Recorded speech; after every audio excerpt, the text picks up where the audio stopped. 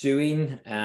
We are on our webinar here now at the minute. To the people that are joining us on Zoom, thank you so much. And for everybody who is watching now live on Facebook, I am delighted to announce that I am here with Edel, the Wholefood Hero, founder of the Wholefood Hero. And we're all here today to talk all things nutrition in schools and families and kids, and just how we can actually live happier, healthier, more fulfilling lives through eating whole foods. So Edel, would you just like to introduce yourself to everybody, what you do, what your mission is? Yeah, absolutely. First of all, thanks for having me, Gary. And I know all the amazing work that you do as well with Cora and I. So my name is Edel Owens, everybody. I think firstly, it's probably important to say that I was a teacher myself for about 17 years. I've got 4 young kiddies of my own from 8 down to 15 months. So I know the struggles that parents have with trying to feed their children well. But yeah, I was a teacher for a long time, absolutely loved my work. But I went through my own transformation, I suppose, because when I was teaching, I found that I was sick an awful lot. I always had chest infections and throat infections and bronchitis and even pleurisy at one point. And, you know, when I look back now, I think certainly part of it, you know, was stress and maybe not getting enough sleep and that type of thing. But a lot of it as well was diet related, that I was eating all the wrong kinds of foods and, you know, that type of thing. So yeah, I went on my own health transformation journey, totally turned things around, went back, studied nutrition, nutritional coaching, which is what I do now. And I suppose because I was then able to sort of heal myself, I started working with friends and family initially, and then the business sort of took off from there. So my mission now, I've kind of come full circle in a way, Gary. I've come back into schools, what I love to do, to work with children, but just with a different hat on, just with my nutritional hat on. So yeah, that's kind of it in a nutshell, I guess. And just absolutely loving going in to schools to help, obviously, whole school communities. I sort of describe it as a bottom up but a top down approach as well, because obviously it's very important to educate children on the power of a healthy diet and whole foods, but you know, it's just as important to educate parents and teachers and principals and everybody, so that we can all work together to make a shift, a real shift around our thinking on food and nutrition. Amazing. And then so it's throughout your journey of all of that, you know, you obviously alluded to your own, but as you were like doing your own self-discovery and nutrition, how did that link into your family? Were your children eating better? Did you notice any change in their moods or anything like that as well? Or absolutely. You know, I think sometimes you're just sort of surviving, aren't you, when you're a parent, especially when your children are really young and maybe you're working full time, and it is that sort of time thing. It's like, well, I don't have time to cook from scratch. I don't have time to do all these things. And I think you sort of do need to sometimes sit back and go, okay, well, yes, I maybe don't have all the time that I need, but what can I do? What are the little things that I can do to start helping my family, help myself, my partner, whatever, to eat healthier? And yeah, certainly I've noticed huge differences. Like, I mean, I would have been that person maybe going in, grabbing the pizza or the chips or whatever back in the day, you know, and I just realized that actually those foods really weren't good for me. They weren't good for my kids. And when I just sat down and made a simple plan, what we actually did was we sat down as a family. We do it every now and again. We actually sit down as a family and we go, okay, what is it that you really like to eat? And then we try to make those dishes as healthy as we possibly can. So let's say something like pizza, for example. All kids, I mean, I've never met a kid that doesn't enjoy pizza. So, you know, just to make your pizza a little bit healthier and actually very cheaply as well, you can get the little pita breads, get your tomato, your passata, pop it on, and then let the kids choose. Do they want peppers? Do they want tomatoes? Do they want onions? What is it that they want? And, you know, I think as parents, sometimes we put a lot of pressure on ourselves, you know, that they're not eating X, Y, and Z. I wouldn't even worry about that. You know, start somewhere and go from there. Make those really tiny, just little micro changes. And, you know, that's what I did, even with my own health. And I find those tiny changes lead to such transformative health changes. It's unbelievable how that sort of adds up over time and just gets you from where you were to where you are now, which can be a very, very different place. So yeah, in terms of my family, Gary, I mean, we've massively, massively improved. And I'm not saying we're perfect. We're not perfect. My children are still allowed a little treat at the weekends. We just try to follow that kind of 80-20 rule or 90-10, whatever it looks like in your family, of just trying to do the best that you can with the time that you have and trying to keep it simple as well, Excellent. So say that you already mentioned the likes of the pizza, the choices there. You go into anywhere and it's like, buy this and get this free and everything. And it's a marketing dream, really, where we're sucked into. But if you were to give practical tips in terms of prepping before you go in and doing your food shop, having that discussion with the family, what would be kind of like your, like, say even 3 top tips to say, how can you introduce more whole food selections, be that in meals or snacks? What would you suggest? Or yeah, well, just like I said, like starting tiny, I would literally introduce 1 new fruit or 1 new vegetable a week max, absolutely maximum, because number one, sometimes you just don't have the headspace to be thinking outside of that, and it's enough, especially for small children. Even introduce that 1 new vegetable, let's say it's sweet potato, and do that for a couple of weeks until the kids grow familiar with it. You maybe do wedges 1 week, you do you use it in a granola or something the next. But yeah, do something like that, like introduce a new fruit or a new vegetable sort of every couple of weeks or something like that. What I would always say when you're going shopping is have a shopping list and stick to it.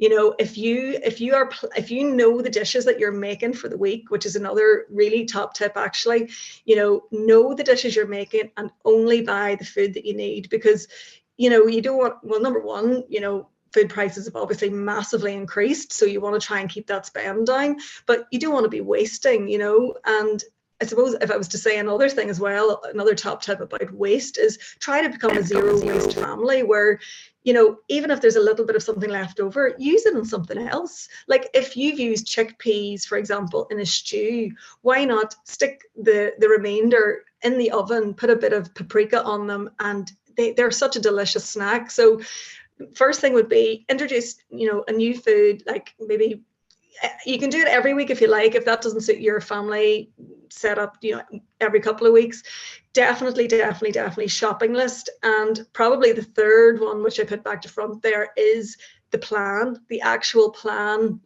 for the week. Like, what are you eating? Because if you are planned, you will not go wrong. You just won't go wrong. And sometimes people have a real fear of that. They're like, oh, my whole Sunday is going to be gone sitting down here planning, but I'm telling you, you're going to save minimum 2 to 3 hours minimum by literally just having a plan of what you're going to eat and what your food shop is for the week. Amazing. And even people now, like a lot of people do shopping online and they have that, so the shopping list is there, and just even prepping and even doing it before you go and have all the choice. Like another tip I would have said to people before you go shopping, make sure you're not hungry. Not hungry? You're not hungry. And simple thing as well, like when I used to do all like PT and helping out people, I was like, stay at the front of the shop as much as you can, stay away from the ends. Because those are the ends, and then I used to work at a shop as well. My dad used to be manager like a Sir Valley, so I was in there since I was no age. But like ends were always just like, if you go to any shop and look at the ends, it's specials. So what I mean, just the end of the aisles, it's the specials, it's the multi packs, it's the buy this get this free. And if you're anyway like me, if it's like, as Olivia was saying, he says there's no point to your horse. Like Josh, I think my auntie bought him a bottle of Prime.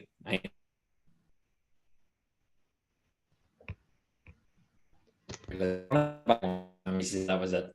But I'm going to come back in now. Yeah, I'm good now. I'm being dodgy. So, yeah, but I was saying, can you hear me? You can hear me here now. So I was just saying about the bottle of Prime. She bought a bottle of Prime, but Joe says, give me a taste of that, and he put it in the glass and must have put that much in it because he's because it costs about 20 quid or something. Yeah, well, not only the cost factor, but he says you're a gulping, and I like, I love my food, and the thing is, I would have self-discipline at times, but don't get me wrong, if it's in the house, I will eat it. Yes. So for me, it is that by having a plan, by having your shopping list, you know, just for even for your own discipline, you know, because at night time, Absolutely. And you know, it's like what you said there, Gary, like the minute you walk into a shop, they have you, because they have the whole psychology, you know, it's like they put things on the bottom that they necessarily don't want you to see, and they put the sweets and all the confectionery close to the till, so you'll make a last minute grab, you know. So it is, for more and more reasons than one, it is really important to be going, as you say, not hungry, but also with your list and knowing what you're making for the week. Because think about the sort of impact of that. Well, number one, you're going to save all that time by not having to do this during the week. Reduce your stress levels, have more time for the kids. You know, you're not going to get in making last minute purchases, impulse buys that you don't need, wasting food. So, you know, it makes so much sense. Yeah, it's just the level of awareness. And then taking that like too, so obviously we have a lot of following with teachers and everything. What are some things that the parents are now bringing healthy snacks, or maybe some parents aren't as aware of the nutritional needs of kids and the impact that can have? So before we even go into the impact of the food, what would you suggest to them to try to introduce, to say if you're a teacher and you wanted to do some healthy whole food eating habits? What are some things, practical things that could work?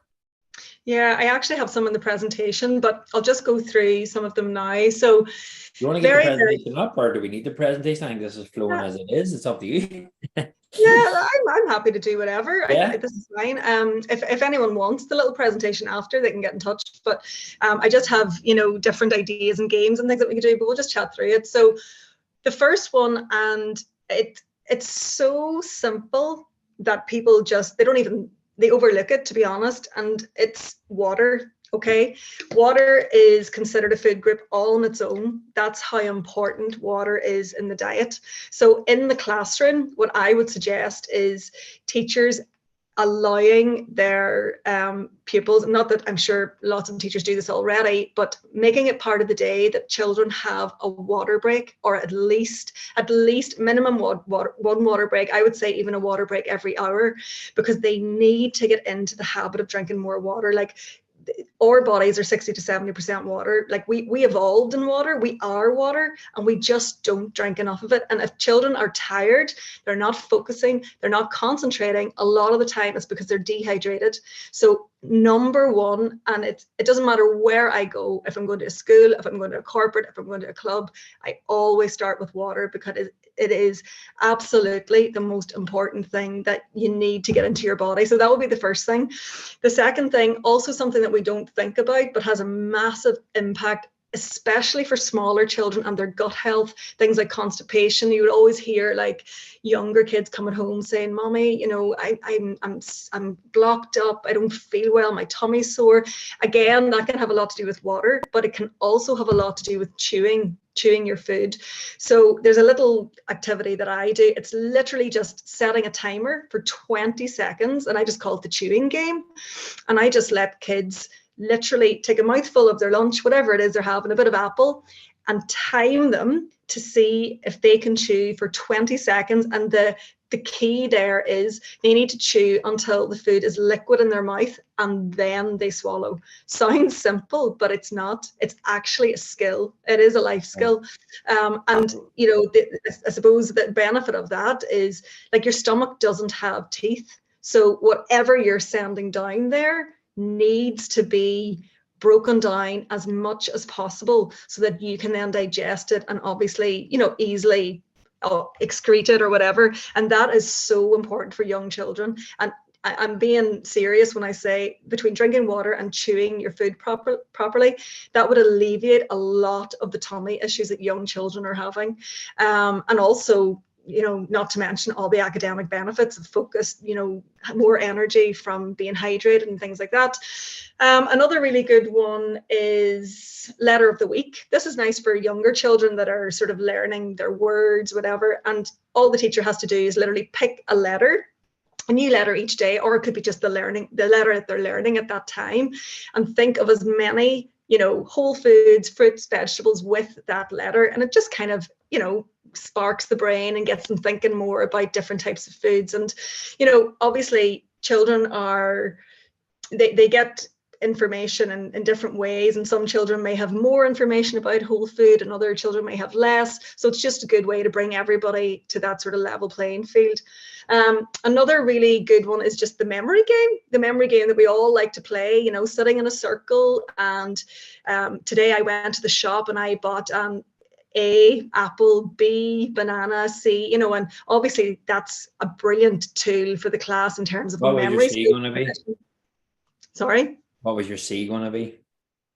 Carrot. The obvious one, carrot. Yeah, there's so many little games, and then there's you know, like potato, cabbage, banana, like, you know, the odd one out game where you give 3 foods, and obviously they have to tell you the odd one out. And then the real practical ones, I guess, are things like your blind food taste testing. Children absolutely love that, and I do that when I go in to do my workshops.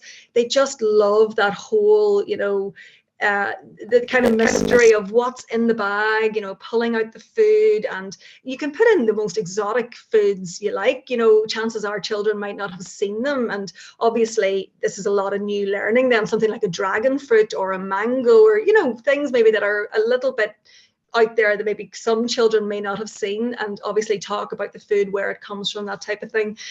And then, yeah, just the guessing bag, you know, vegetables seem to be where a lot of children fall down. It would be the one sort of food area where they definitely don't eat enough. So I would actually do like a vegetable guessing bag, because I find a lot of children, they really don't know as many names of vegetables as they would of, say, fruits or different foods. So yeah, there's lots of things that you can do, and make it really interactive and fun. I think that's the thing, and to sum it up there really with that, it was like education first, but make education fun, and then your practical stuff as well too. So so, you know, no, brilliant. So, and again, and the thing with it as well too, it's like not everybody has to like a certain thing, not everybody has to like a certain way. And the thing I found with Josh now too as well was with him growing up was, you know, our palates change, our tastes change, but the things that we try and do is the memories we associate with it. So it's a negative experience that you may have had with food. So how can you make that environment where, and maybe this is something you may aware for, I don't know if you would agree or not, but in the classroom that it's not a lot of pressure. It's a safe place to say, you know what, let's have a bin beside you. And if you don't like it, spit it out rather than going, you have to do that, you have to eat that. You know, no. It's like, because if you are doing that guessing game, it's something simple as, look, have a hanky or something where you can put it back in your mouth and say to them, that's fine, because your palate may not be as rich for that food. That's a very rich food, and that's what we do. Whereas, as I can see now, even with Josh, what he's eating now compared to what he wouldn't touch things ago. And again, it was just another little tip I used to do as well was I used to put all the sauces, like all the stuff, and I used to blend it. So I used to put secret sauce vegetables into it and blend it.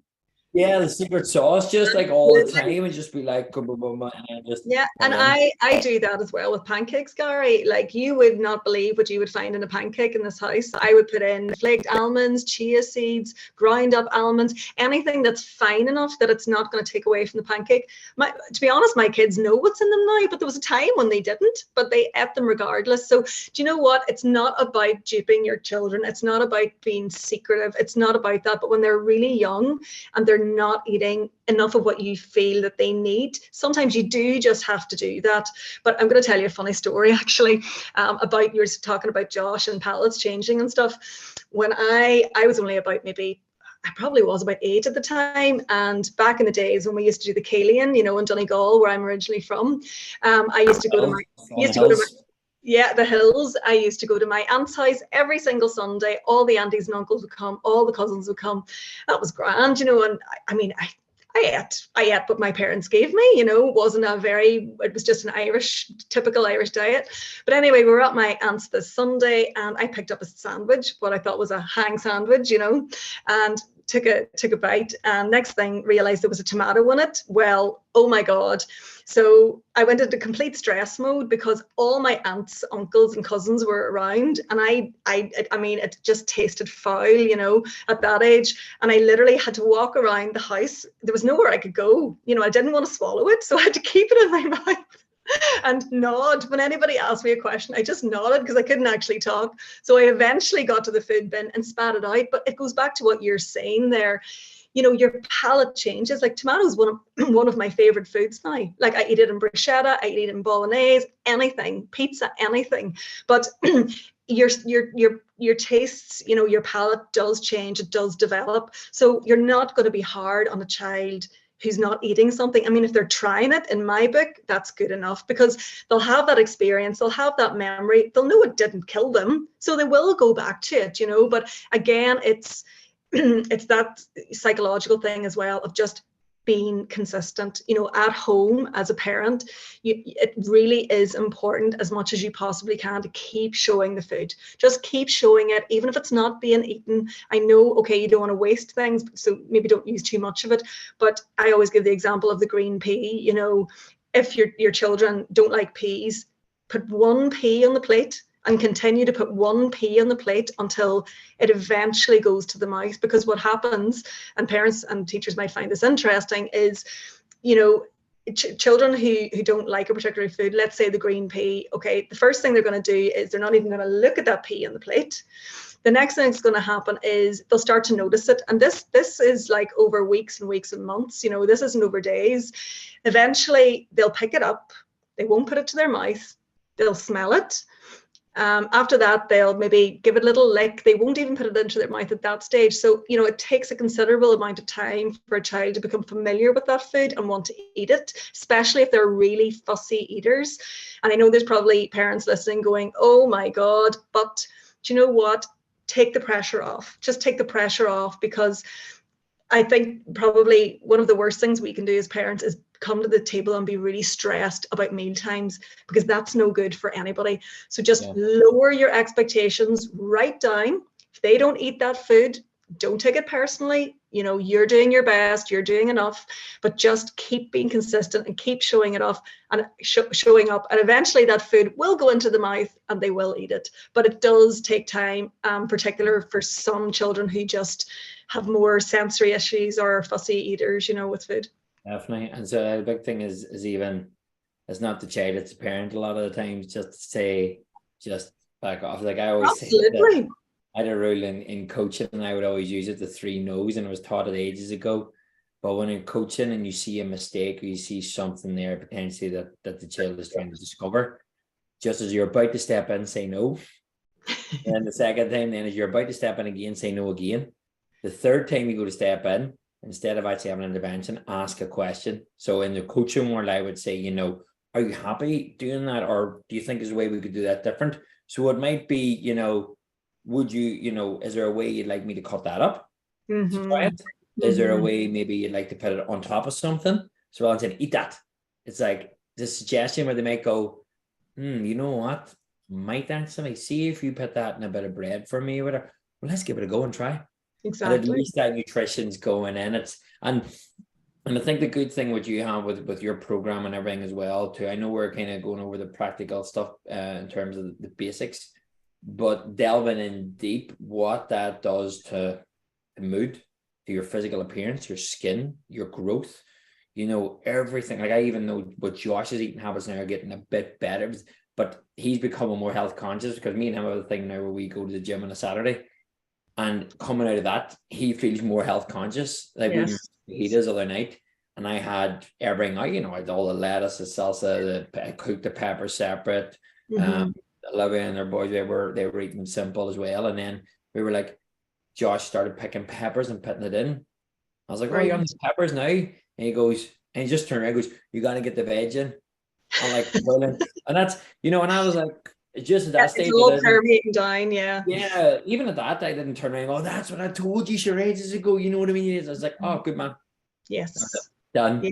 Let them have their moment, yeah. And the thing is, you know in that moment that number one, he's listening, he's hearing, and he's acting on it. And it might not happen straight away, but it will happen, you know. And that's just getting back to that point of, especially for parents and even for teachers as well, you know, take the pressure off yourself. Just take it right off, because that just jams the mechanism, you know, that jams anything that you're trying to achieve. Whereas, you know, I have a very fussy eater. Now he's a bit better now, but I mean, hands down, I would say 6 years. It's been a work in progress.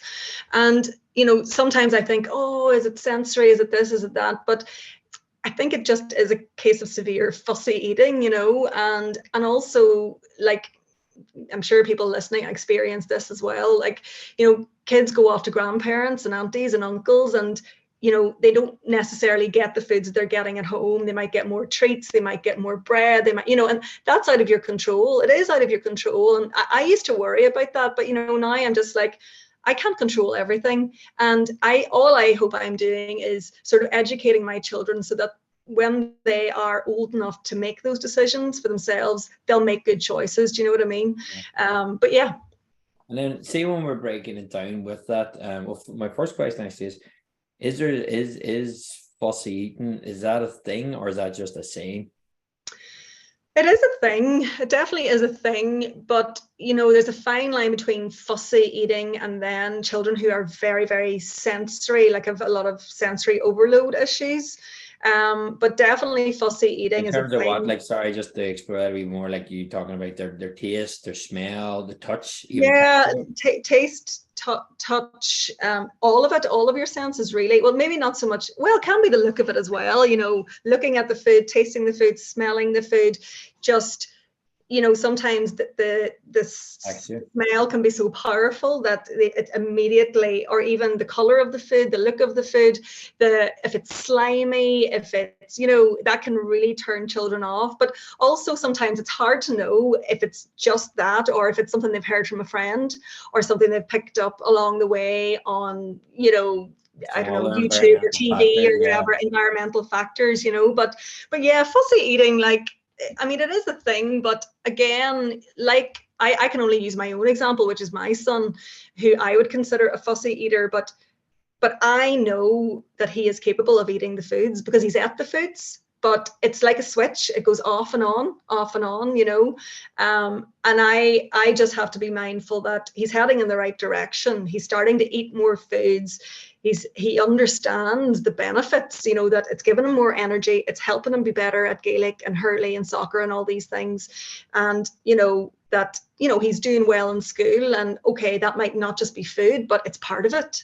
So Yeah. I think if you can just continue to give those little messages, regardless of how fussy your child is, you know, as long as you're consistent, they will improve. They definitely will improve. But the key is consistency.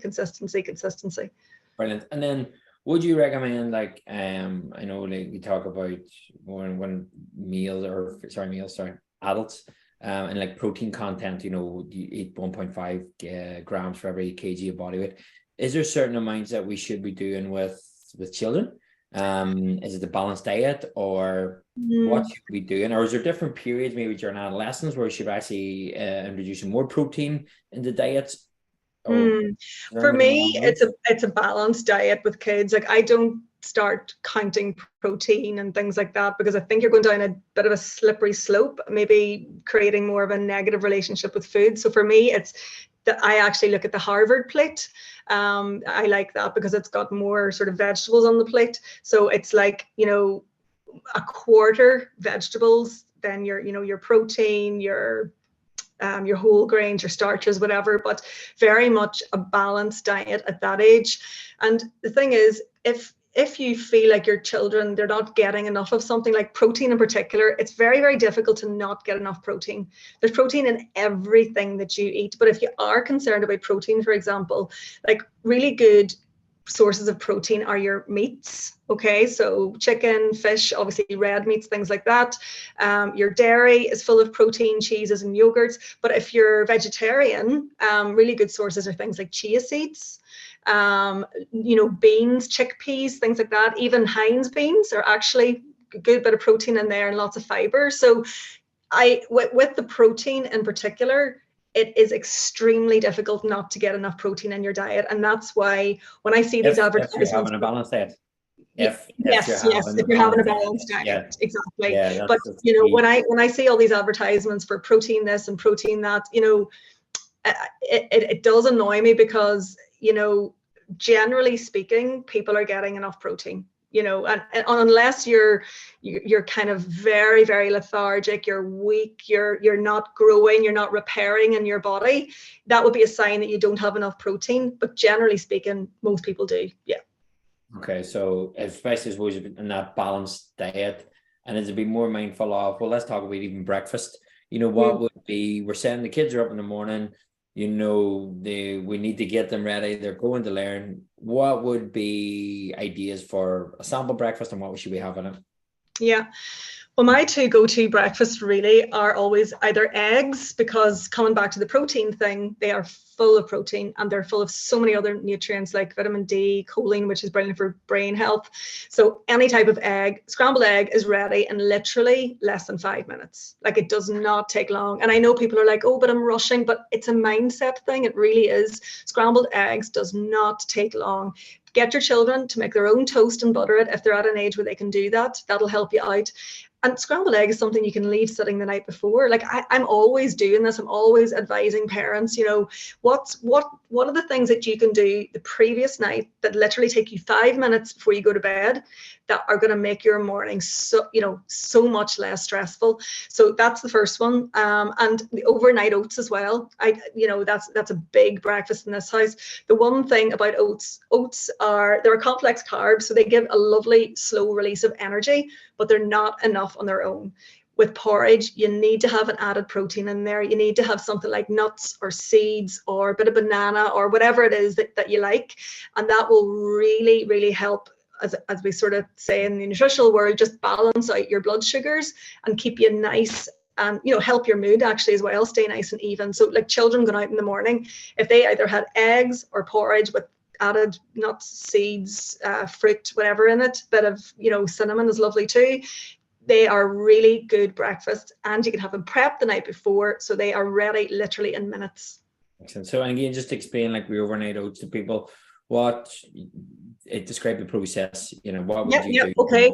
So milk, all you need is milk, water, and porridge oats. It depends. Like, some people like their porridge just with water, some people like it with milk and water, some people like it with milk. So whatever your preference is, all you literally have to do is put your milk in the saucepan, put your oats in, and let that rest. And, you know, I wouldn't worry about measuring out and weighing out. Like, if you feel like there's not enough in the morning, you can add a little bit more. But what that does is, number one, it's saving you time. But number two, when you soak the oats overnight, it helps you actually digest them. So they're easier to eat in the morning, and obviously, you know, saving you time or whatever. So yeah, so that's the oats. And then with the eggs, it's the same process. So what you do is, let's say it's 4 eggs you're prepping. So scramble up the eggs in a glass jug or whatever, put them in the saucepan, a little bit of milk, stir it up, leave that sitting. And literally you don't need to put that back in the milk. It's not going to turn. It's not going to do nothing. Just do you know what? I often leave it sitting out, but I suppose, yeah, you can put it in the fridge, especially now we're coming, just put it in the fridge. But even with the oats, you don't really need to put them in the fridge, like, you know. I suppose you talked to the mentioned a little bit about gut health and all, even have some of that fermented food. It might be in the process of starting that. Well, so you're actually keep it up, because you get a bit of extra gut health. Absolutely. Yeah. Excellent. Another added benefit there. What about then, say, you know, that grab to where it's like, oh my God, he doesn't get up in the morning. When I was younger, I used to hit that till my bedroom floor to pretend to be mom and dad that was up walking around. So, you know, is it grabbing the slice of toast as you're going out, or is it going for a piece of fruit? You know, what would be... So the kid that's hard to get motivated in the morning. Yeah, or I'm not hungry. I'm not hungry. Oh, I'm not hungry. Yes. Yeah, that's a bit of a tricky one, because you want them to eat something, but if they're literally running out the door, I wouldn't overthink it. I would give them the toast, but I would try to make it a whole grain toast. And a top tip here for anybody listening is, when you go to the shop, always try to get 100% whole grain. It needs to say 100% whole grain on the packet. Otherwise, it's not 100% whole grain, because that's going to give you fiber. It's going to give you B vitamins for energy. And the only bread that I can find up here that is 100% whole grain is Brennan's. So keep an eye out for that one. In my opinion, that's today's bread today, isn't it? That's today's bread today. That's the best sliced, pan that obviously lots of families eat. And just to clarify, you're not endorsing Brennan's. You're not. I'm not endorsing Brennan's. just to clarify that. No, definitely not. Brennan's. So that's the only one that I can see, actually. And then, aside from that, obviously your little batch, the little like soda bread type wholemeal breads, they're obviously good as well, but just look out for the sugar content as well in them. If it's kind of sorry, it can become a minefield with all that, and you're looking at things and stuff. But again, the way I always even look at it too, whenever I was like doing the PT and getting people the nutrition, I was like, just actually write down how many meals you actually eat. Like, oh my god, I couldn't eat that. We probably have 4 to 5 go-to meals that we just go and repeat. Now, if you had the time, as you said, to plan, which I've taken down here, plan, shopping list, and introduce a new veg. If that was even plan, shopping list, and introduce a new meal, it doesn't necessarily mean you have to do that, but you've got a different rotation. And it might be just like it doesn't have to be, oh my god, right, Monday, this week we're eating that next week it's that. No, it's this week. No, and I forgot to mention, Gary, actually, which is one of my absolute top tips, is batch cook. Yeah. Sunday evening, get that shopping in, spend a little bit of time. I don't know if I said this already, but like if you're batch cooking something like a roast dinner, for example, which most families will eat, that's you, right? You could nearly say from Sunday through to Wednesday. Like that's half your week.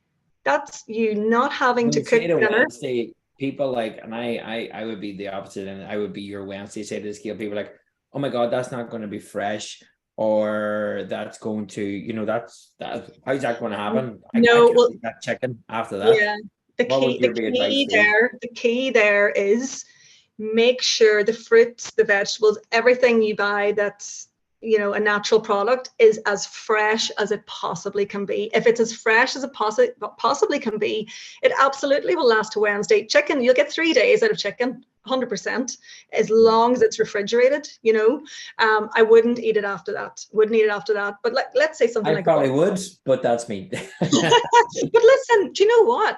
It sometimes it really does depend. And if you smell a meat and it smells fresh, then it is fresh. It is fresh. Using our senses and a lot of stuff too. It's one of those things, and it is maybe on that day. It's people go to the yellow label, and just say, oh, that's reduced, but eat it there and then, that's fine.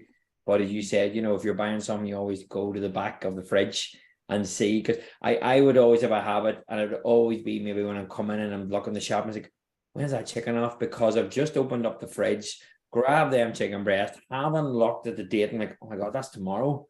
Whereas you go to the back of it and it's like maybe 3 days. So yes, because maybe like we had a busy house and we had coaching and what, and I'm like, oh my god, that chicken's there, and then you throw it in the freezer, and then sometimes maybe you're forgetting to take it out to defrost it.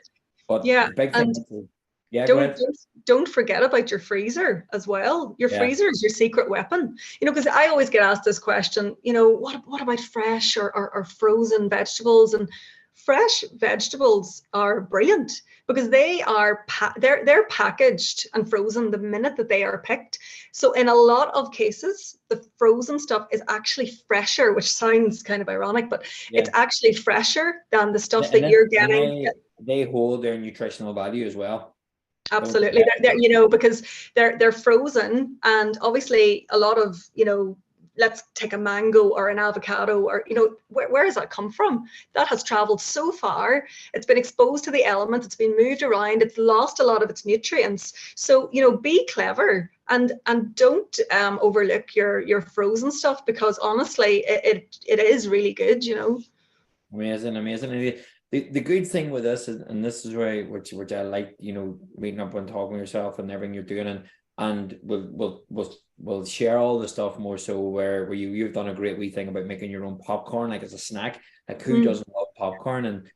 Funny, we would like have movie nights and stuff, and you go and you buy your pound of potato.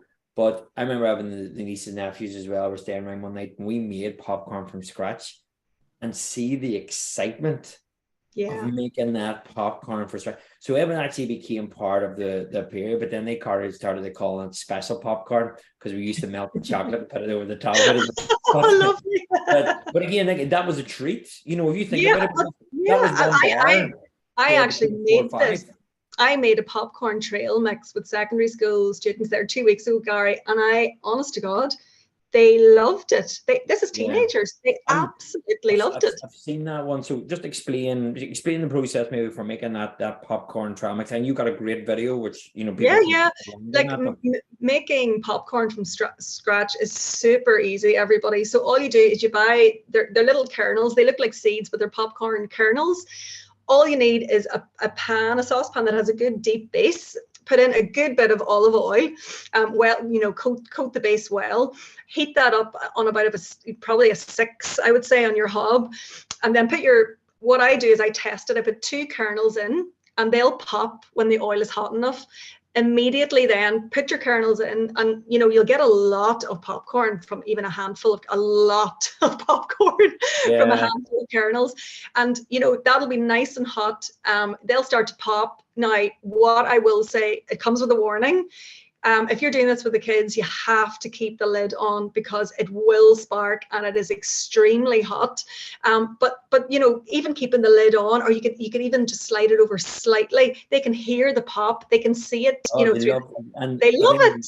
No, we did it as well too. The popcorn arrived and actually lift the lid, and it was nearly like panic stations. And they're like, "Oh my God, it's lifting, it's lifting." It's like, "Oh my God, then it's time to turn the heat off." we thought it was gonna, but it was actually all part of it. And actually, like, this was a while back, like, and someone really young, and they were sitting on the chair. I had them up at the chair, and they were looking over, like as you said, it was well covered, and they're looking over the clear saucepan lid, and it was like fascinating. So even that experience of doing that, and that's an experience. Every time they made a thing, it was like, "Can we make popcorn? Can we make popcorn?" Yeah. So, there's another lovely little quick one just for parents and people listening. So it's the watermelon pizza. So all you do is you get a watermelon. It's lovely now for coming into the summer. Well, I'm looking at the rain, but hopefully we'll get some sun. I can see something like that coming there.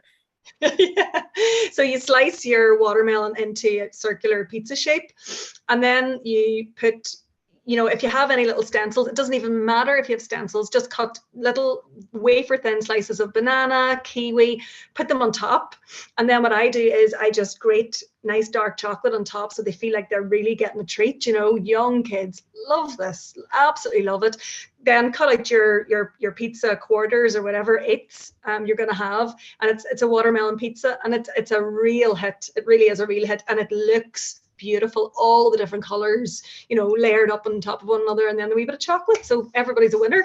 And I don't think you have that one up yet, but I think that sounds like an amazing one. But you have your YouTube channel, the Wholefood Hero. I'm going to put that one up. I'm going to do a wee video on the watermelon pizza. We'll share it on, I know we're on Facebook. I'm just looking down at Facebook as well, which is Facebook, and do that as well, and put that link up for everybody. So and again, it's a great place to start because people might be going around and there's always called that no one doing gap. And I think it needs people like yourself to still get that message out there. Everything you've mentioned, we all know. It's the doing and the how. The how can we get from knowing to doing, and it's people like yourself who help close that gap in the middle, through practical things. And it could be something simple as cook your eggs or get them prepared the night before. I think, genuinely speaking, it is about those tiny little steps. I'm a huge fan of BJ Foggs. He's a behavior researcher and specialist in Stanford, and he has an amazing book called Tiny Habits, and I totally advocate this in my work, that it does not have to be about setting big goals and making sweeping changes. If you can do something very, very small today, and you keep doing it tomorrow and the day after that and the day after that, I guarantee you, you'll start to make inroads, you'll start to make changes. And this works so well with young children because they can't do big things. They can't make big changes right now, today. They need to take small steps towards their goals, you know. So that's definitely very, very important. And one thing that I would always sort of, you know, just say to people that it's about taking that pressure off, you know, getting out of the analysis paralysis as well that we're in. Like you were saying earlier, Gary, like so much information, so much nutritional information is coming at people that they don't know where Butter's to turn. good, butter's bad, Yeah, butter's yeah, this. yeah. And I mean, sometimes I'm even confused and I'm doing this as my work. So, you know, you kind of have to tune that out as well and just look at the facts, you know, and obviously there's leaflets go home from schools and various things with the facts on it. But yeah, just take the pressure off, you know that you're doing enough, and tiny steps. Yeah, it was one thing just popped into my head there, and it was like a really, really just something really simple as listening to podcasts there. But they're like, if you pick up something and it's got more than 10 ingredients, don't buy it. Yeah. You know, and yeah, pretty much. And yeah, I would even, sorry, like go ahead. if you like, I know there's a craze and especially all these energy drinks and everything, which I couldn't even tell you what they taste like. I'm not gonna lie. I know we talked about the Prime, and that's just marketing genius, by the way. Fair play to those guys. But I wish I had their money. They use the supply and demand theory to the best. But anyway, the likes like a Coke Zero, I would have never ever drank Coke, and I always hated the taste of Coke when I was younger. So I was massive in drinking water and everything, but it never got to me. And then I kind of seen the negative sides of it, like as such for the health side. But Coke Zero then was coming out. And I was around the circle of friends as one of the coaches. We were working one of the teams, and they're always drinking Coke Zero during our meetings. I said, I'll taste one. It was nice. I liked it and away. But when I picked up the can, like, now I'm not my English isn't the best, but but some of the stuff I couldn't even pronounce. And I'm like, and then the other thing is as well too, when you're home, and I know kids love it, and I help them out on the face, pick up a ketchup tomato sauce bottle and just look at what the ingredients are. And if you cannot pronounce them, think about what's going into your stomach, you know. 110%, because I often think you would need a degree in food technology to be able to decipher what these ingredients are, you know, and a lot of it is additives, you know, salts and sugars and things really that we really, really don't want to be putting into our body. Like you're even talking about energy drinks there, Gary, and maybe not so much younger children, but certainly as they're getting towards the end of primary school and teenagers, you know, they're drinking these things, and I don't even know if I should go into the effects of them really, because there's so many, you know. The only benefit I think they have is that they put them in their blazer pocket. So it means they're actually carrying more weight as they're walking. So they're going to actually have more things. So whenever they're full in their blazer pocket, that's probably about the only thing they're used as a weight. But that's only, I'm trying to be positive on it. It's just, it's a caffeine, it's an addiction, it's a drug. Anyway, that's totally different. And you remember even just on that podcast, they were saying too about the ingredients and stuff. It's like, if you're worried about what you're eating and everything, is like, if you're picking up something that's really hyper processed and stuff, and if you can't read the ingredients, that you can't make that in your home, you should really question, should you be eating that? You know, so there's a lot of stuff there. Yes, don't get me wrong there, but you know, you pick up pancakes and there might be the odd wee ingredients or whatever, but a lot of the time, yes, there's a bit of sugar in it, but it'll say sugar on it, or it'll say whatever on it, and there may be preservatives to keep it that bit more. But majority of the time, you will have the ingredients there to make pancakes that, you know, I think that's not as bad. But you go and you get your healthy ready meals, you know, the amount of stuff they put the preservatives into that. Now, the thing is as well too, it's not a bad choice, it's making just better choices. Yes, well, you better maybe going in and buying a ready meal, or like a considered a healthy meal, because you're on the go, you have this or that, you're going out to something 100%. But don't make that a habit, come into habit. And also, especially if you're around young children and you're rushing in the house, you're telling them eat this because you're rushing it, you have to think of them, no, but sure, mommy, you eat out of the microwave.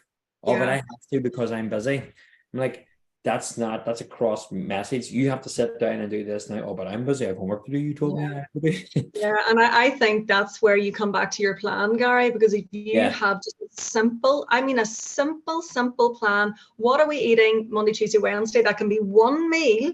What are we eating Thursday, Friday? That can be one meal. And then if you want to take the foot off the gas at the weekend and not worry about it, that's fine. But if you have 5 days locked in where you're only making 2 meals, like, come on, and it doesn't have to be difficult. It can be your roast chicken dinner. It can be your spag bol, with a bit of healthy spinach in there, maybe a few lentils thrown in. It really doesn't have to be difficult. I think people have this idea that health is hard. It's really, really not. And I suppose that's where I come in. I come in to simplify it and to educate people that, it doesn't have to take you all the time in the world, doesn't have to cost all the money in the world, and you really can eat better and eat really well by just making very, very small changes, I suppose. Because and again, it comes in cycles. And I know myself, like I used to love cooking all the time, and I don't cook as much now. Just again because I'm back out coaching stuff, but I still make now better choices. Like I'll put on the slow cooker, I use the air fryer. It was the other day, and like made this thing. It was like, so I needed to get ready. I was doing work on here. I was going coaching. I needed to get changed coaching. Threw a few chickens into the air fryer, put a bit of sauce over them, like hot sauce and spices. They were going. I was getting ready.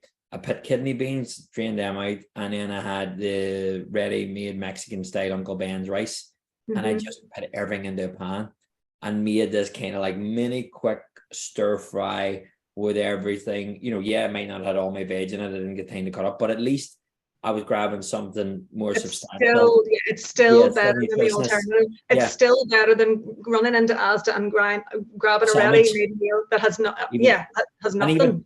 And even look at your pre-packed sandwiches and look at the ingredients first. I actually did a post on that recently. I will not name I won't name the establishment, but oh god, What was your post? Right, it was your post. That's right. What was it? Yeah, you but anyway, I was just chatting about going into a coffee shop. I got myself an egg sandwich. There wasn't really many places for breakfast, so I thought, I'll just run in here. I had stuff to do, whatever. So grab like an egg wholemeal sandwich. I couldn't even read. Like I literally couldn't read the ingredients, and it's one of those things where it was like, well, that was by far the healthiest thing that I could get. But still it was laden with sugar, laden with salt,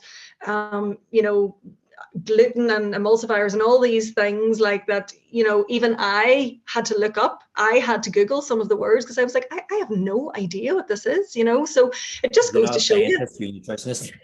Absolutely. I'm not a scientist. I'm not a food technician yeah, that's it. Like you're not stuck in a lab with it too. So no, and I think that is, but it's all those wee things. I think it's just being more aware, because the other side of it as well too is check what you're doing. Don't be afraid to be wrong. Going, but sure, they're great to eat their sandwich, they get their yogurt, they get whatever, but is it your petit foulou, and is it like your processed ham and white bread?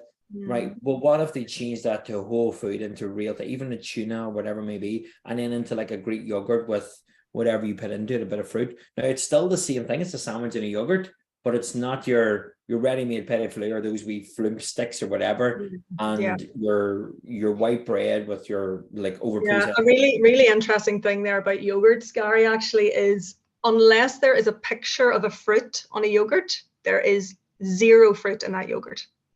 So are there any pictures of fruit on a petit foulou? I don't think so. I remember there was. I'm not gonna lie, I used to love a petit foulous and custard creams when I was growing up as well. Like so, like. Well, so did I. But again, I think the other side as well too, which we haven't mentioned as well too. But the reason I did them, because I was probably grabbing them as I was running around outside and going and doing whatever, and it's just lifestyle. It's the same with Josh. Yeah, that's it. And this is where the education piece comes in, because if you just know these little tips and hacks and tricks, the next time you go to the shop, you'll be like, oh no, I won't buy the petit foulou. I'll actually buy maybe the Yeo one or something else that has a bit of fruit in it.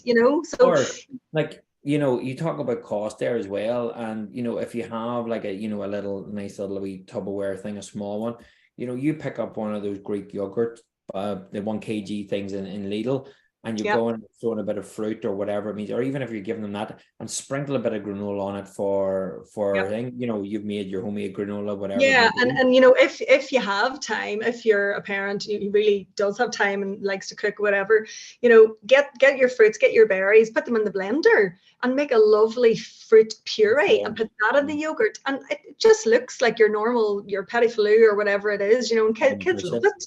Yeah, and let them help you. Always try to get them involved. Brilliant. Well, look, I think we could talk all day, and thanks everybody if you watch on Facebook, if you jumped on the webinar as well, then too throughout this. And I'll be honest, like we run these webinars, we might have had 100 people on because I put on about the importance of PE when teachers are worrying about PE, the importance of special needs in mainstream.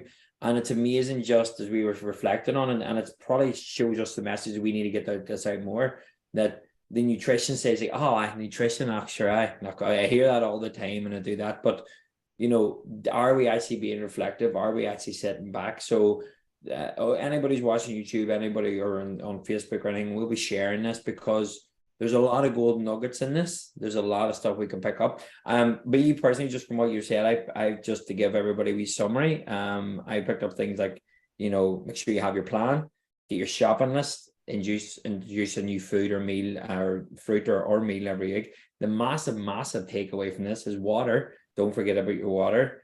And your gut health, the chewing one, with the time, and then your week games. The thing with the breakfast, the whole grain out Brennan's. You're going to post up to about that watermelon pizza on your YouTube channel, yes, which is going to be pretty cool. The habit stacking with your tiny habits, the ingredient. That's only what I had wrote down, not only the conversations that we've had, but already there, and what I love and what I do in every single talk and everything that I do, and you've said it already, is pick one thing, and it may be water. If you're a teacher and you're like, I want my children to be nutritionally better or improve their nutrition overall, okay, pick water. Have a task, or get sponsored by the local PTA to have every child in your class have a water bottle, and if they lose it, go home, keep it in the classroom, put their name tag on it, get the fresh water, buy a filter, get a filter, so they have a wee filter station, buy one in Anatha, whatever it may be. And like you're improving the nutritional value of children, improving their health, their academic performance, their physical development, emotional, social, everything, just by drinking water. I'm just thinking as well, Gary, I have a little freebie there on my landing page. So it's the wholefoodhero.com/workshop. And there's a lovely little freebie, perfect for parents or teachers. It's Whole Food Hero placemats. So, as a starting point, if you're really keen now to get your children eating better and just inspire them to become better eaters, what you do is just print off the placemat and then get them to draw in, the fruits, the vegetables, the nuts, the seeds, the whole foods that they know, and you can laminate that or not, whatever whatever's at your disposal, and then they just use that as their little placemat. So it's a reminder as well, that whole you foods. Can call that in too as well. Oh yeah, color it in and make it their own. Make it their own. Yeah. Yeah, and it's that experience of doing it, like a popcorn thing. It's the experience of doing that, and even we were doing our camps, and even the fact that killers, I'm coloring in this piece of fruit where it's a yellow crane, associating that with that color is amazing. Yeah. Well, it's a nice, the placemat's actually a lovely one though for teachers in class, because the kids then can use that every day, say for example for their small break, to eat their lunch off, and every time they have their lunch they're reminded that, oh, there's the healthy whole foods that we were talking about and that we're doing with our teachers. Or at Danny, you see your food on this placemat, do you know that you're eating? Like, absolutely, or maybe tomorrow, can you bring in a different one? Because anybody pick something in this placemat that you could do and make it into a game. Who's right? Once you've got it, guys, you just have to circle your own placemat, and throughout the whole year, you've got. Oh yeah, they've got all their foods added up. Yeah, absolutely. Yeah, so again, it's just. Then that turns into a game, and I think it's the excitement and the level that you bring to it. I say, all right, who's done your? And guess what you do as well too as a teacher? You do the same. Have your own placemat. I brought in my whatever today for my snack. What have you got? They don't have to see you eating it there and then. You might take it down to staff, for example, as long as you're there. Or might be. But that's a really good point though, and it's something I didn't mention. But that whole modeling thing, that. from the top down. If teachers obviously can put their best foot forward and eat healthily in front of the children and drink their water, I mean, children they're going to sponge that up. If they see their teacher eating, nice healthy lunches and drinking their water, they're going to be learning from the people that they're seeing every day. And it's the same with parents. If you practice what you preach, eventually your children, they're going to start going down that road as well, that healthier eating path. Amazing. And look, we'll share too, if anybody, it'll be on our page, you'll share it on your page too. So everybody, if you just search up the Wholefood Hero, Edel will come up. You're on LinkedIn as well. You're on YouTube. It's a Wholefood Hero, am I correct too? On YouTube as well. You type that in, it should come up. But we'll put the links all out there, send it out to anybody too that's registered, and we'll share it out to those guys. And then finally, we're going to put, you've already recorded some videos that we're going to put onto the portal. So anybody who has our Core Kids, the PE and Wellbeing portal, you're going to get this additional section now too. And these are just sample videos of the amazing work that you do. And if you want, Edel, you go into schools as well, as I'm right in thinking, you do workshops in schools, you deliver that. Summer schemes as well coming up, guys. This is a brilliant, you talk about, healthy things at the summertime now is going to be the time when you need educated more. So anybody's watching this, you're a summer care provider or anything, you think, you know what, 9 to 3 is a long time to look after the kids, bring in somebody who can educate them as well. So there's loads and Edel doesn't know it yet, but she's going to be working with us too over the summer and providing some stuff as well to all the parents in our camp. Yeah, surprise Edel, because I just thought that there now. But again, it's nothing ever too extravagant. It's like that wee placemat, we stick that out as well too, and giving it to parents and saying, look, try this out at home, so look, it's been my pleasure. I've taken a load of notes. A load of wee things have already triggered into my mind as well, and even getting back into habits that I had from this conversation, which is amazing. And hopefully you guys who've been watching and listening as well too, feel free to share your comments and share this presentation on to whoever you think would benefit from it as well too. Thank you, Gary. I just want to say a big thank you to you as well for obviously organising this, and we're very aligned, I think, in what we're trying to achieve as well, helping young people develop just to be, as I say, unleash their superpowers so that they can be the superhero in their story. So thank you so much for having me, and I've loved the conversation. My pleasure. Okay, folks, so thank you so much there, and we shall chat to you all soon. Cheerio, guys. Bye. Bye. Thank you.